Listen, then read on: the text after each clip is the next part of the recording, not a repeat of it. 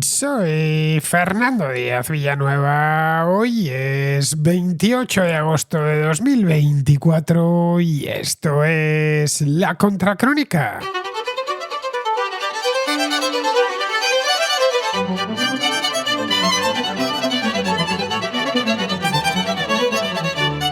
La artillería y la aviación rusas atacaron este lunes diferentes partes de Ucrania. Fue un bombardeo masivo dirigido preferentemente hacia la infraestructura energética del país. El Kremlin lanzó contra Ucrania 127 misiles y 109 drones Shahed de diseño iraní. Al menos 3 personas murieron como consecuencia de los bombardeos y hay un número indeterminado de heridos. El ataque se produce justo 3 semanas después de que el ejército ucraniano desatase su operación contra el oblast ruso de Kursk, donde las unidades ucranianas han conseguido apoderarse y controlar unos 1.000 kilómetros cuadrados de territorio enemigo. Esta operación, que ya hemos visto con detalle en la Contracrónica, marcó un punto de inflexión, ya que llegaba después de casi 2 años de guerra de desgaste en las trincheras del Donbass. El bombardeo del lunes dejó a la vista algunas de las vulnerabilidades que tiene Ucrania en estos momentos, especialmente en lo relativo a la defensa antiaérea. Los primeros aviones F-16 de procedencia occidental comenzaron a llegar a Ucrania este mismo verano, lo que sin duda añade una capa extra de protección a sus sistemas de defensa aérea terrestres, pero el país no tiene aún los recursos necesarios para interceptar misiles en todas las partes de Ucrania. Esto deja expuestas áreas de valor estratégico como las centrales eléctricas. En esto llueve sobre mojado. La infraestructura energética ucraniana es cada vez más frágil y falla con más frecuencia. Los militares rusos llevan más de 2 años machacándola sin piedad y no da tiempo a realizar las oportunas reparaciones y mucho menos a consolidar de nuevo el sistema de aprovisionamiento de electricidad. Esta es la razón por la que los ucranianos conviven desde hace ya mucho tiempo con apagones y cortes de electricidad rutinarios. Tras este bombardeo, no sabemos qué parte de la red eléctrica ucraniana ha sido afectada, pero se han reportado daños en todo el país, también en regiones muy alejadas de la frontera rusa como la de Leópolis. Al norte de Kiev, una central hidroeléctrica que abastece a la ciudad fue atacada, pero el gobierno ha anunciado que los daños no han sido graves. Si la presa de esa central, que retiene las aguas del río Dnieper, fuese destruida, Kiev sufriría una inundación histórica. Volodymyr Zelensky, entre tanto, ha vuelto a pedir a sus aliados que levanten las restricciones que pesan sobre las armas transferidas. El ejército ucraniano tiene prohibido utilizar esas armas en territorio ruso por temor a que eso escale el conflicto. Hasta la fecha, los ataques que han realizado sobre bases y refinerías rusas los han efectuado con drones de fabricación ucraniana, pero el arsenal propio es pequeño y no muy potente. Los ucranianos han solicitado poder utilizar la artillería occidental en Rusia porque eso les permitiría alcanzar la retaguardia, situada a menudo a unos pocos kilómetros de la frontera, desde donde los rusos atacan con completa seguridad. Los movimientos del último mes, primero en Kursk y ahora con este maxi bombardeo, lo que vienen a indicar es que ambos bandos se están posicionando para un posible alto el fuego. Pero antes de eso necesitan mostrar músculo y ganar bazas a su favor en las futuras negociaciones que ya todo el mundo empieza a descontar. De esto y de unos cuantos temas más sobre la guerra de Ucrania vamos a hablar en el programa de hoy Pedro Luis, que ya nos acompañó hace un par de semanas para tratar la ofensiva de Kursk, y yo mismo.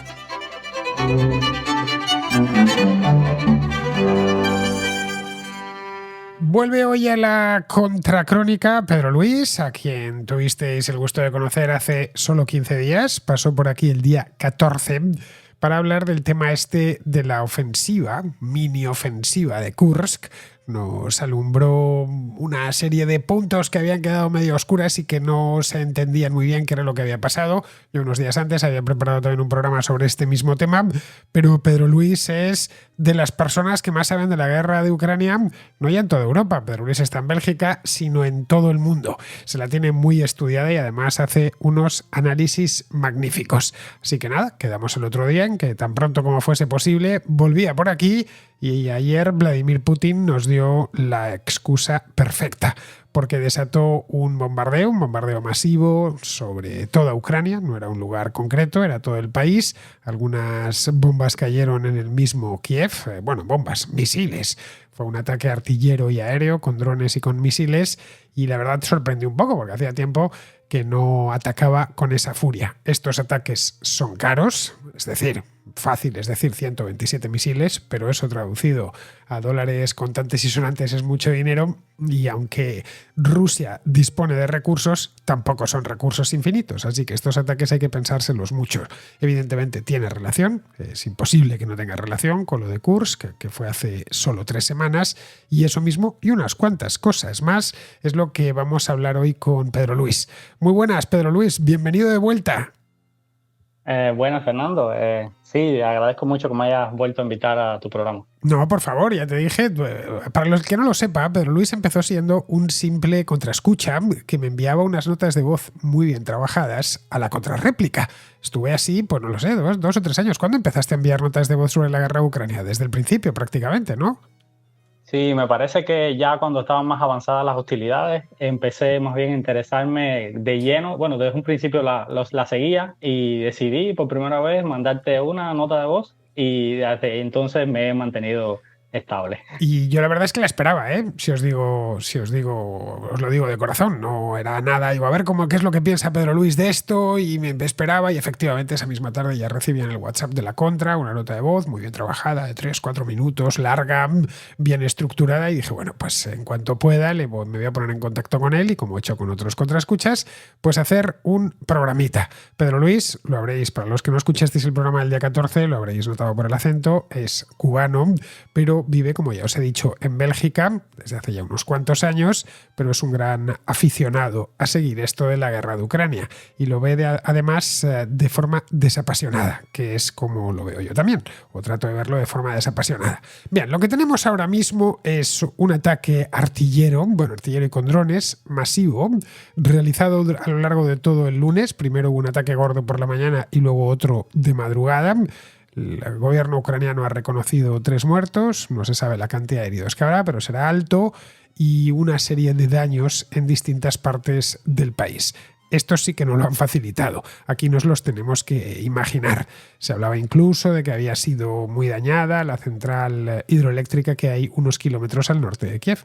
Hay un embalse gigantesco, no lo pueden ocultar porque a poco que uno mire el Google Maps verá que hay un embalse alargado sobre el río Dnieper, que es el que abastece de electricidad a buenas partes del norte de Ucrania y entre ellos a la ciudad de Kiev. En el caso de que volasen esa presa, que es una señora presa de estas que hacían los soviéticos, sería una auténtica tragedia porque justo debajo está la capital y por una ciudad grande y por lo tanto quedaría, si no toda, buena parte de la ciudad quedaría inundada. Entiendo yo que los ucranianos tendrán debidamente defendida esa presa, porque si no puede ser, no sé si el fin de la guerra, pero supondría un jaque importante en el caso de que lo consiguiesen hacer.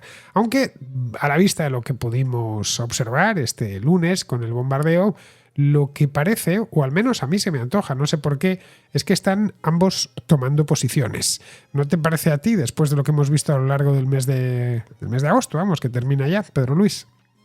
Sí, es bastante evidente que tanto los rusos como los ucranianos se han ido preparando para después de las elecciones de Estados Unidos. Probablemente estén calibrando cuál de los dos presidentes es el que esté más inclinado a continuar la ayuda a Ucrania, que se ha visto que hasta ahora ha sido vital para que Ucrania pueda mantenerse en la pelea. Y bueno, todo parece indicar que Ucrania, como tú habías comentado, estaba tratando de buscar una posición negociadora mucho más cómoda de cara a una nueva negociación que quizás se dé el año que viene.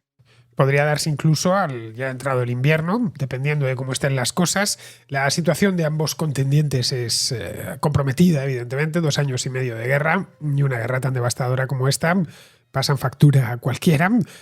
Ucrania es un país es un país distinto al del año 2022 al principio, es decir, es un país completamente distinto, o de finales de 2021, ha tenido que modificarse y modularse todo para la guerra. Es un país que ahora mismo solo tiene un orden del día cuando se levantan por la mañana y es a ver cómo resisten un día más. Y luego respecto a Rusia, bueno, Rusia ha sido la gran decepción, digamos, porque esta guerra en principio frente a un enemigo muchísimo más débil deberían haberla ganado sin problemas a lo largo del primer mes o a lo sumo 2 meses. De hecho, se hablaba, recordarás al principio, que en un par de semanas estaba el asunto resuelto. Bien, no lo consiguieron, los ucranianos han demostrado que tienen una capacidad de resistencia proverbial, pero no son capaces tampoco de expulsar a los rusos. Eso lo hemos podido ver en los 2 últimos años en las trincheras del Donbass, que se ha convertido en una guerra de desgaste agotadora, desesperanzadora. Los caen, la gente, es un gasto de material, un sacrificio de soldados continuo sin que se pueda avanzar, o si se avanza es apenas unos metros o unos pocos kilómetros. Lo que tuvimos el lunes pasado fue este ataque artillero que tú, como yo sé, Pedro Luis, que sabes mucho de armas, ¿qué es exactamente lo que lanzó? Estos 127 misiles que llevaban todas las agencias, ¿qué misiles eran? ¿Desde dónde se lanzaron?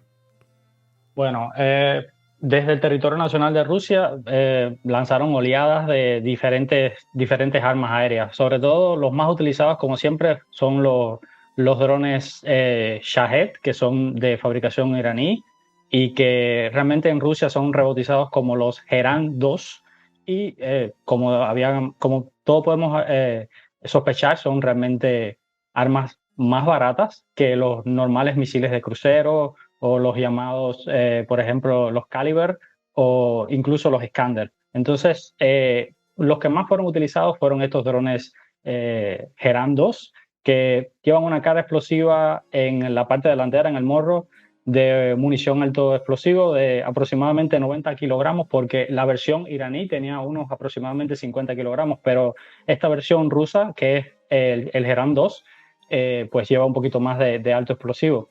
Y su diseño es ala delta, lo que los hace bastante maniobrables. Y al final, en la parte trasera, lo que llevan es una propulsión de un motorcito, un pequeño motorcito de scooter. O sea, son realmente baratos. Lo que tienes es un radio de acción de aproximadamente unos 1000 kilómetros. Se dice que aproximadamente unos 1000 kilómetros. Y lo que cuestan son unos escasos $20,000.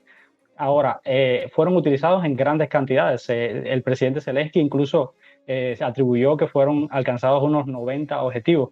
Ahora, también fueron utilizados, y esto es lo más interesante de todo, se dice que fueron utilizados misiles Kinsal rusos, que son misiles muy caros, que son la crema de la crema de la tecnología rusa. Se dice que son misiles hipersónicos, o al menos cuasi hipersónicos. Son misiles que en algunas de las fases o fases finales de su recorrido pueden llegar a tener, puede llegar a alcanzar alrededor de unos Mach 5, o sea, pueden llegar a ser hipersónicos. Y tienen un valor aproximado de entre 4 y 6 millones de euros. Y bueno, el diseño es bastante parecido al misil Iskander, que es otro misil de crucero. Tienen un radio de acción de 400 kilómetros y bueno, cuando son lanzados desde el aire por los Sukhoi 34 rusos, esto es lo mejor que tiene Rusia, y se ha confirmado que han sido lanzados en territorio ucraniano, y que, bueno, por lo general cuando te lanzan los misiles Kinsal, que Rusia tiene un reducido número de estos, son muy preciados, son muy valiosos. Cuando te los lanzan es porque por lo general no vas a poder interceptarlos. Es para objetivos de alto valor y pues causan un gran daño, como puedes imaginarte. En el caso de los Shahed he hecho cálculos, ya que nos has dicho que saldrá cada uno por unos $20,000. Por cierto, he ido a mirar la velocidad a la que me has dicho lo del motor de scooter y he dicho, caray, es mucho más barato de lo que pensaba. Efectivamente, no sé si es de scooter, pero es un motorcito, porque la velocidad máxima que alcanzan estos Shahed es de 185 kilómetros por hora. Vamos, menos que una avioneta de estas, una Pilatus de estas a hélice. Así que tendríamos un gasto de unos $2 millones aproximadamente. Eso con lanzando los 2.180.000, según el cálculo, tengo la calculadora aquí encima. Eso serían los 109 drones Shahed. Luego es un ataque de bajo costo, de muy bajo costo. $2 millones en una guerra no es nada. Es cierto, pero si nos ponemos a pensar, el gran dilema de todo esto, de cómo tratar de proteger tu infraestructura vital, porque la infraestructura eléctrica y hidráulica es una infraestructura vital en un Estado-nación, en un país. El dilema es utilizar la arma antiaérea que tienes a tu disposición, vamos a poner los misiles Patriot, que tienen un valor excesivo, o sea, tienen un valor de entre 5 o 6 millones de dólares por unidad para derribar drones que valen $20,000. O sea, la capacidad que tiene Occidente completamente, todo Occidente, de fabricar munición Patriot es muy limitada, es alrededor de 500 unidades anuales. Te puedes imaginar el roto que puedes llegar a hacerle a un país cuando lo utilizas. De ahí, interesantemente, de ahí es la apuesta que tiene Ucrania por los F-16 de modelo Viper. La realidad es que estos F-16 sobre todo vienen a reforzar la defensa antiaérea de Ucrania contra este tipo de amenazas. Los F-16 han empezado a ser ya transferidos este mismo verano. Algo Sí, han tenido que utilizar. Todavía no se han confirmado en el campo de batalla, no se han visto, por lo menos las fuentes de información abierta que andan en Internet no los han registrado. Pero es cierto que la realidad es que van a ser una muy buena adquisición por Ucrania para poder protegerse, sobre todo de estos drones, porque han sido ya utilizados de manera eficiente en otros conflictos bélicos y se ha probado que para esto específicamente son bastante capaces, por lo menos mucho más económicos que utilizar tu mejor arma antiaérea contra drones de $20,000. Una de las cosas que hemos visto este lunes ha sido que el espacio aéreo ucraniano está lleno de agujeros, es decir, que tienen unas vulnerabilidades a la vista, así pueden bombardearles con toda la tranquilidad del mundo centrales eléctricas. Lo de los F-16 puede ser una salida, pero la otra, Volodymyr Zelensky, el mismo lunes por la noche, evidentemente, pues tuvo que comparecer como presidente que es del país, denunciado del ataque del que habían sido objeto, dirigido evidentemente a la población civil, que en esto mucha gente andaba diciendo que no iba dirigido a la población civil, iba dirigido a centrales eléctricas. Atacar una central eléctrica es atacar a la población civil. Esa electricidad va dirigida, pues aparte de la gente en sus casas, va dirigida también a hospitales, a todo. Si imaginemos que ahora mismo cualquiera de nosotros se nos va la electricidad y no vuelve en 3 días. Es decir, somos población civil.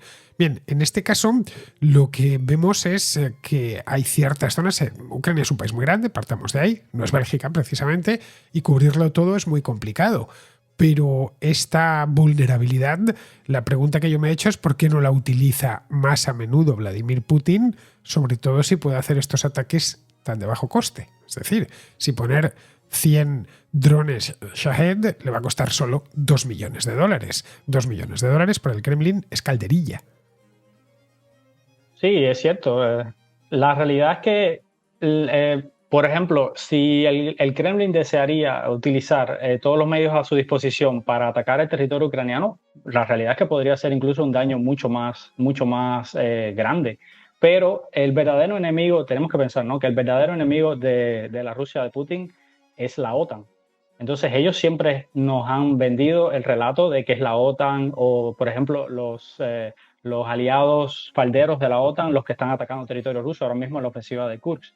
Pero la realidad es que la OTAN no está en el conflicto y ellos conscientemente no se tragan su propio relato y están, como debe ser, guardando lo mejor que tienen, sus misiles Iskander, sus Kinzhal, por ejemplo, para un conflicto armado que puede estallar con la OTAN si se cruzan las líneas rojas dentro de un conflicto de este tamaño.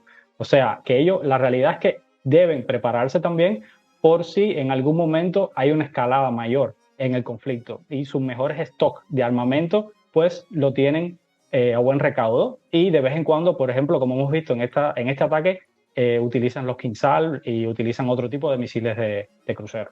Un ataque que es excepcional porque, en fin, si no es todos los días. A ver, los bombardeos, como la guerra de Ucrania tiene ya 2 años y medio a sus espaldas, hemos visto todo tipo de bombardeos sobre las ciudades ucranianas, algunos muy pesados, como el que hubo sobre Kharkov hace un par de años, pero vamos, que no son continuos, como cosas como la del lunes no pasan todos los días, ni todas las semanas, ni todos los meses. Esto es algo excepcional porque, aparte de costar dinero, la clave que acaba de dar Pedro Luis yo creo que es fundamental. Si te estás guardando material, o en este caso munición, por si tienes que necesitarla, has terminado comprando tu propia propaganda. Yo no sé si es que En el Kremlin no se han enterado todavía que la propaganda está para que se la crean otros, no para que te la creas tú. Es decir, la OTAN no va a declarar nunca la guerra a Rusia. No tiene ningún interés y además sería algo realmente, no sé si me entiendes, Sí, peligrosísimo. Estaríamos hablando de potencias nucleares. Es una guerra que directamente ni se plantea. sí, ninguna de las dos partes por lo general necesita o desea una escalada de esas magnitudes. Bueno, la realidad es que hemos pasado por alto porque definitivamente es mucho más interesante para los medios de comunicación los ataques en las ciudades como Poltava, los ataques en Kiev, o sea, los misiles que han llegado hasta la capital y los drones. Pero Rusia también ha atacado ciudades importantes en Ucrania, pero por ejemplo, se ha atacado a una ciudad que se llama Konotov, que está situada en el eje de la logística ucraniana en la ofensiva de Kursk, en Sumy. Es desde donde sale la mayor parte de la logística o gran parte de esta misma logística. Es un nudo ferroviario muy, muy importante porque todos sabemos, como ya más o menos sospechamos, tanto los dos países que cayeron todos en la esfera soviética, los dos países dependen muchísimo de su línea ferroviaria para el abastecimiento. La logística es lo más importante que tiene un ejército. Y pues han atacado con bastante saña esta localidad porque realmente se les va la vida en tratar de parar un poco esta ofensiva o mini ofensiva de Kursk. Y Pero es, puedo decir también, no, pero es muy importante, más todavía en aquellos países, la logística, porque es que son muy extensos. Creo que en Europa Occidental no terminamos de entender las dimensiones de Ucrania o directamente de Rusia, se nos escapan.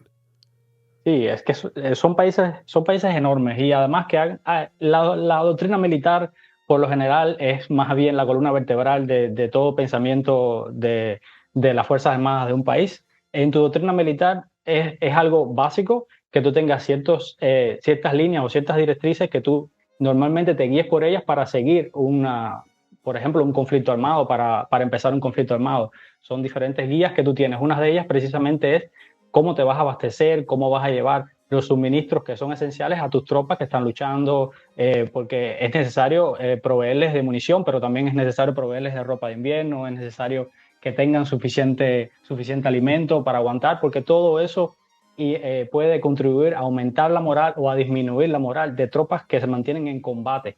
E incluso también para poder evacuar heridos, para poder sacar tropas que han sido baqueteadas en el mismo frente y mandarlas a la retaguardia donde pueden tratar de descansar un poco y reaprovisionarse.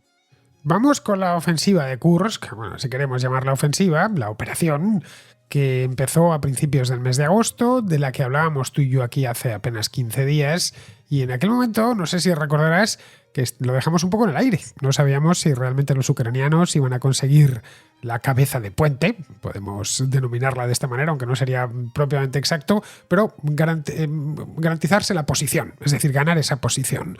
Estábamos en la duda, yo creo que estaba en la duda todo el mundo, creo que estaba en la duda hasta los propios ucranianos, de que pudiesen mantener esa ventaja y que no un contraataque ruso no les devolviese al otro lado de la frontera.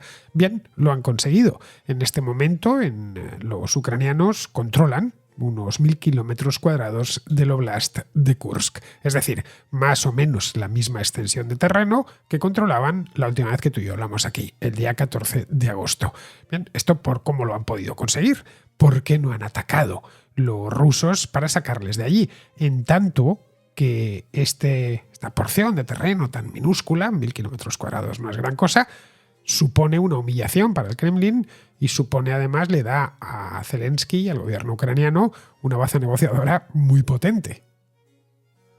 Es cierto, todo lo que has dicho ahí es completamente acertado y bueno, la clave del éxito que ha tenido esta mini ofensiva o contraofensiva ucraniana dentro del territorio ruso ha sido hasta ahora el secretismo de su Estado Mayor, que lo ha utilizado como nunca antes se había visto en esta guerra, porque si nos retrotraemos a la fallida ofensiva en el 2022, yo la llamo fallida ofensiva porque al final los objetivos pues no se cumplieron. Pues todo el mundo sabía más o menos los ejes de avance, todo el mundo más o menos tenía una idea, incluso las fuentes abiertas por todo Internet tenía una idea de las fuerzas involucradas en el ataque, con qué contaba Ucrania, cuáles eran precisamente el camino más probable que iba a llevar la ofensiva, y pues eso realmente no contribuyó en su momento a la consecución de los objetivos. Esta vez ha sido un secretismo total. Tenemos muy poca información, incluso ahora mismo, de lo que está pasando, y solamente nos informamos sobre la marcha. No sabemos hasta ahora cuál es el camino que va a tomar Ucrania, y bueno, el Kremlin ha sido tomado completamente por sorpresa. La realidad es que la contraofensiva ahora de Kursk ha arrebatado completamente la iniciativa estratégica a Rusia. Es la realidad. Y bueno, han puesto en ejemplo la frase militar bastante famosa que dice que lleva las hostilidades hacia donde está tu enemigo, hacia el territorio de tu enemigo. Eso es un clásico, ¿no? Siempre combate en el terreno del otro, no en el propio, porque cuando combates en el terreno del otro, los destrozos los provocas en el terreno del otro. Esta guerra se está librando prácticamente en su totalidad en territorio ucraniano, y Ucrania ha sufrido una auténtica hecatombe como país en los 2 últimos años. Como decía antes, es otro país distinto al que había en el año 2021. Bueno, ojo, que es que Ucrania ya estaba en guerra, que empezó en el año 2014 en el Donbass, aunque claro, una guerra de muy baja intensidad en comparación con la que ha venido después. Pero vamos, que si miramos imágenes satélite tomadas recientemente, podemos ver la cicatriz en el este del país, de ciudades en ruinas, de líneas de trincheras. Estoy hablando de imágenes tomadas a lo largo del último año, por ejemplo. Ese es el estado de Ucrania ahora mismo, completamente volcado en la guerra. ¿Y hasta cuándo podrá aguantar de esta manera? Es muy habitual ya en el lado ucraniano empezar a ver tullidos de guerra. Esto de los tullidos de guerra, es decir, gente que le falta un brazo, una pierna, que era un escenario común, un panorama común en las ciudades europeas en los años 40, porque se habían encadenado varias guerras, entre ellas la civil española, y luego vinieron toda la Segunda Guerra Mundial con sus diferentes campañas. Es algo que se nos ha olvidado. Bien, a poco que veamos imágenes del actual Kiev o de ciudades ucranianas, vemos eso, tullidos, es decir, gente que está coja o que está manca porque una bomba o simplemente se lo volaron el brazo, y esto termina devastando un país, porque sobre todo gente joven. En el lado ruso, la devastación no es la misma, obviamente, sobre todo porque está llevándose a cabo las operaciones básicamente en Ucrania, pero también les está suponiendo un coste en vidas humanas. Por mucho que a Vladimir Putin eso no le preocupe demasiado, pero los rusos han visto cómo el rublo se desplomaba, el rublo vale un 70% menos que en el año 2022, vamos, que en febrero de 2022 se han desconectado por completo de su principal cliente, que era países europeos que le compraban gas. Putin está ahora mismo en busca y captura por crímenes de guerra en el Tribunal Penal Internacional. No puede salir del país, y si lo hace solo puede hacerlo una serie de países. La Rusia en sí misma es un paria internacional. Vamos, que la situación para uno y para otro no es buena. No pueden mantener esto otro año más o 2 años más. La guerra tienen que buscarle, y creo que están en eso, una salida en la que ambos tengan que ceder. Sí, definitivamente pienso que hasta ahora el principal objetivo de Estados Unidos, el principal objetivo de las potencias involucradas, de Rusia incluso, es tratar de salir de este pantano en el que se han metido desde el inicio de las hostilidades. Y te quería dar otra información incluso sobre el impacto que ha tenido esta guerra en la misma Federación Rusa. Uno de los principales clientes que tiene la industria, el complejo militar industrial ruso, es la India. Ella, la gran potencia de la India, que está ahora en alza, se ha quejado varias veces porque muchos de los contratos que ya se habían firmado en anterioridad de suplementos militares, de armamento que iban a comprar a la Federación, pues no han sido entregados precisamente por las necesidades tan grandes que tiene ahora mismo el ejército ruso de poder suplirse de lo necesario para continuar una ofensiva que va realmente lento en el Donbass. Pues la realidad es que eso es bastante grave, porque la Federación Rusa, no sé si todo el mundo lo sabe, pero casi un 35 o un 40% de todo su Producto Interno Bruto es solamente en la exportación de material bélico. Es algo bastante reseñable. Material bélico y gas. Entonces, si uno de los mercados se le ha estropeado, siguen exportando gas y siguen exportando petróleo en la medida de sus posibilidades, que ya no son las mismas que hace un par de años, y si se les está averiando también la salida armamentística, los problemas que tienen son obvios, al margen, ya digo, de la cantidad de vidas humanas que se han dejado en el frente. A todo esto, hay una cosa, lo que pasa es que de Rusia nos llega poca información y esa poca información hay que siempre pillarla con pinzas. Es cierto que hay periodistas rusos trabajando en el extranjero, tratando de informar, tanto en ruso como en inglés y en otros idiomas, sobre la situación que hay en Rusia, pero allí por ahora no se ha movido nada, absolutamente nada, ni siquiera con la ofensiva de Kursk, a pesar de que, en fin, las pérdidas materiales del ejército ruso en Ucrania están ahí. El caso de la flota del Mar Negro, por ejemplo, es una humillación. Tú piensas que ya no es el que les hundiesen el Moskva en un golpe de suerte, no, es que la tienen metida en puerto en Sebastopol por miedo a los drones marinos ucranianos. Han perdido algo así como 3.000 o más de 3.000 carros de combate. Esto estamos hablando de fuentes abiertas. Todas estas cosas es cierto que no se manejan en los medios de comunicación rusos, pero están ahí, pero en el Kremlin sí conocen la verdad. Sí, así mismo. Sobre todo uno de los grandes problemas que ha tenido Rusia es la guerra naval. Ucrania ha logrado hacer un buen uso de los misiles Neptuno, de los drones marinos que han sido entregados, incluso también de fabricación ucraniana, que les han hecho un uso realmente muy eficiente y han puesto contra las cuerdas a Rusia en el mar. Han roto incluso el bloqueo naval, que la mayoría de las personas no se fijan en él porque no es tan interesante para los medios de comunicación, pero es algo de vital importancia para Ucrania, para mantener el esfuerzo de guerra. Y bueno, ya, es la gran victoria del ejército ucraniano en esta guerra. El bloqueo naval se habló mucho el primer año, recuerdo, porque había riesgo de que no pudiese salir el grano ucraniano a los mercados internacionales. De hecho, recordarás los primeros meses que hubo problemas de abastecimiento de grano en algunos lugares como el Líbano, donde se acabó el pan, literalmente, no había ningún sitio, o otros países del tercer mundo, de África, y a partir de ahí la cosa, bueno, llegaron unos acuerdos mediados por Erdogan en Turquía, pero desde entonces no se ha vuelto a hablar. Y no se ha vuelto a hablar porque los ucranianos han recuperado el acceso al Mar Negro. Sin que se lo puedan impedir.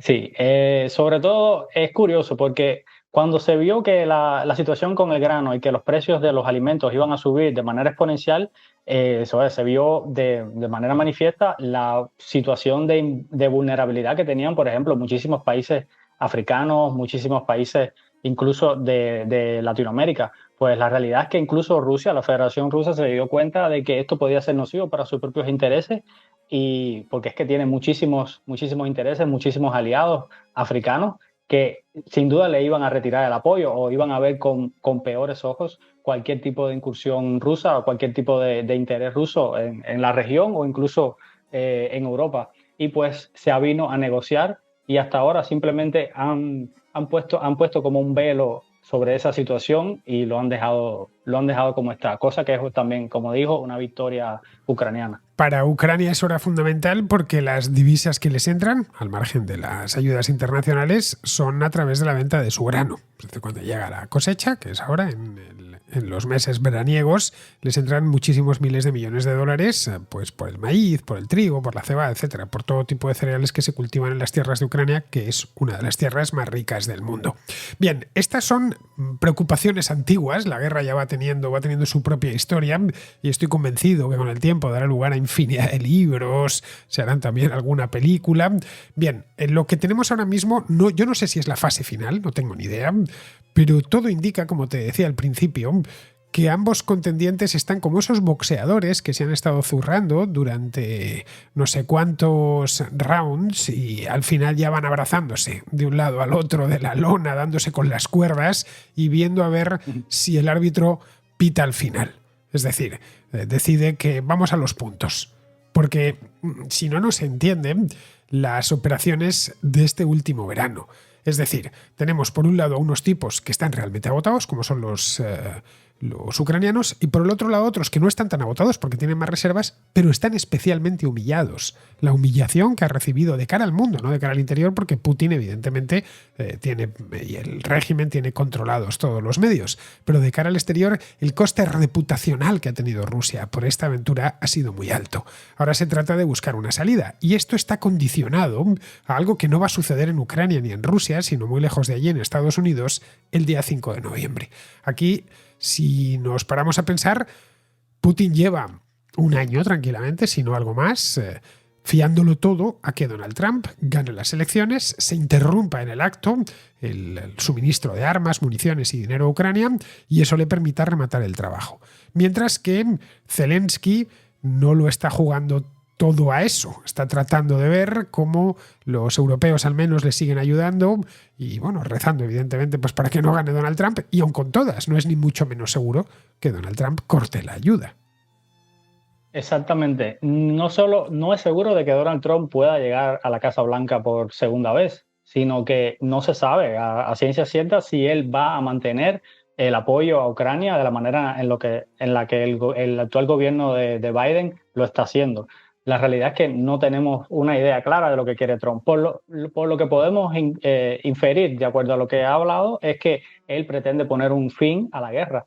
¿Qué significa esto? Bueno, probablemente él va a tratar de abrir una vía de comunicación, una vía de negociación con la Federación y con Zelensky, y va a tratar de sentarse con ambos y a decirles a ambos cosas contrarias. Le dice a Rusia, por ejemplo, te podemos ofrecer a ti un papel firmado que diga que Ucrania nunca va a entrar en la OTAN, podemos decir, y tú firmas el cese al fuego, no avanzas más de la manera en la que lo estás haciendo en el Donbass, y a Zelensky le puede decir, pues si no te vienes a negociar, si no rebajas un poquito tus condiciones, tus objetivos, que todo el tiempo todos sabemos que lo que quiere Ucrania es recuperar absolutamente todo su territorio nacional, incluyendo la península de Crimea, pues les dice, si no te avienes a rebajar estos objetivos, pues te cortamos la ayuda, como incluso Alemania, que está en una situación complicada financieramente, va a empezar a hacer a lo largo de estos meses. Alemania va a empezar a reducir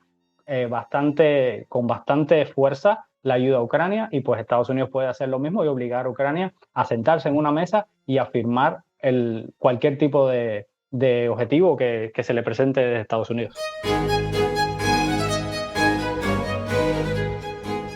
Es muy posible que Zelensky esté haciendo ese mismo cálculo.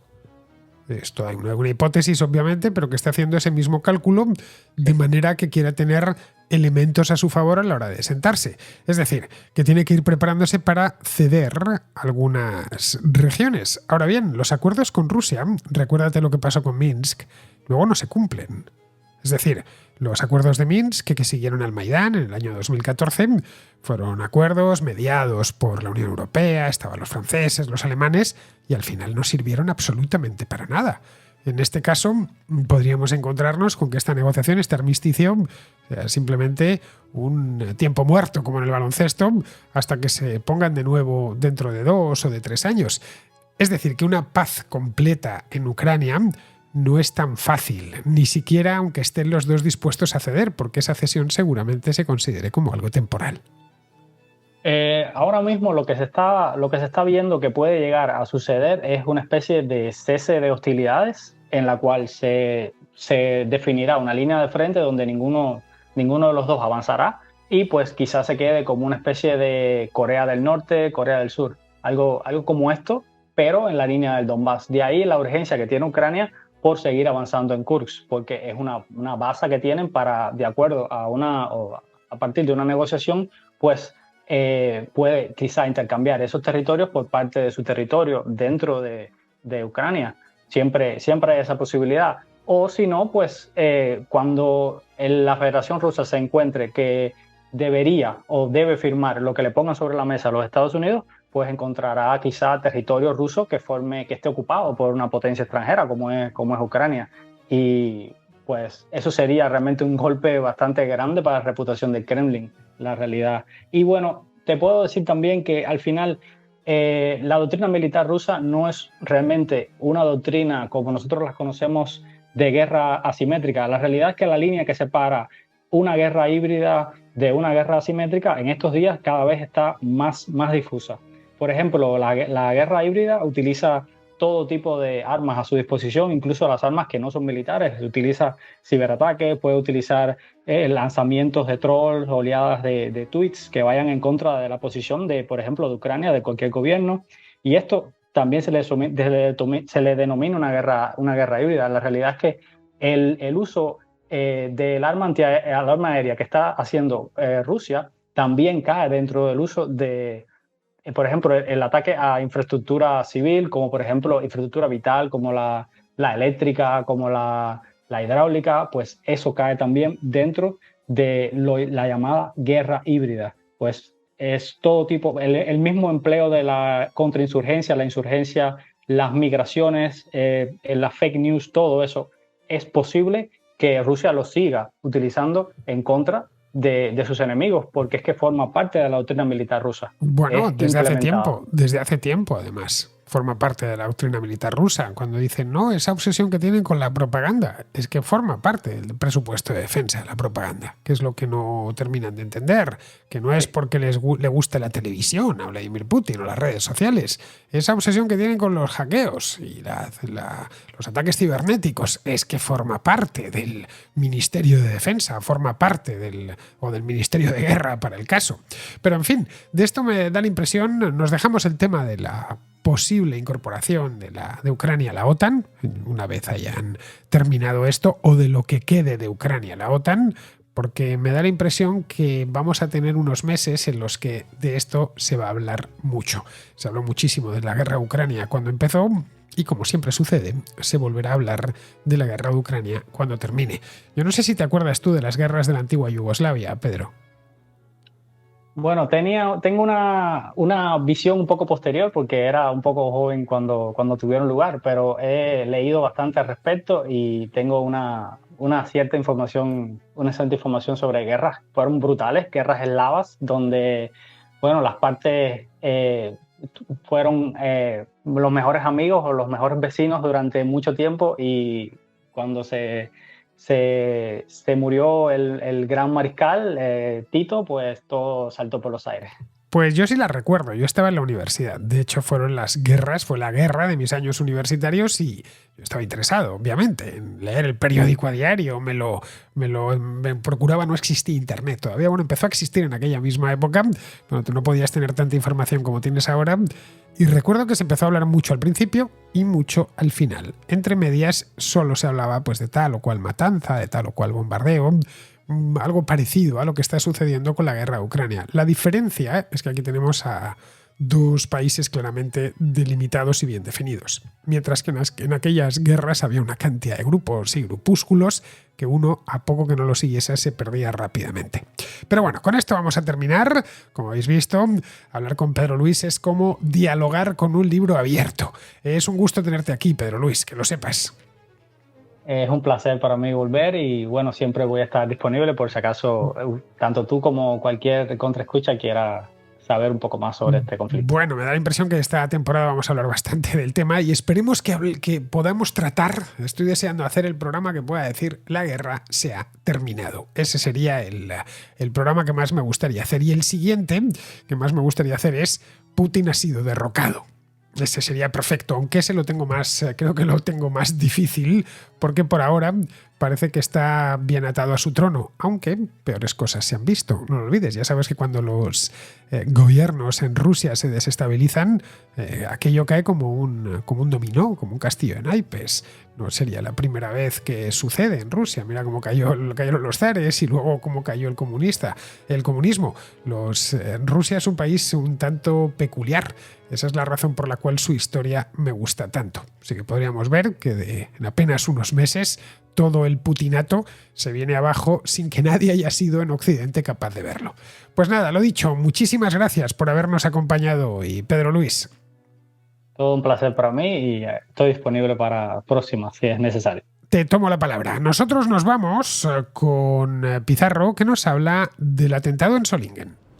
3 inocentes sacrificados en sangre pánico momentáneo en Solingen y la creciente sensación de que en lo que dependa de los políticos, la solución, si llega, será un parche tardío y temporal.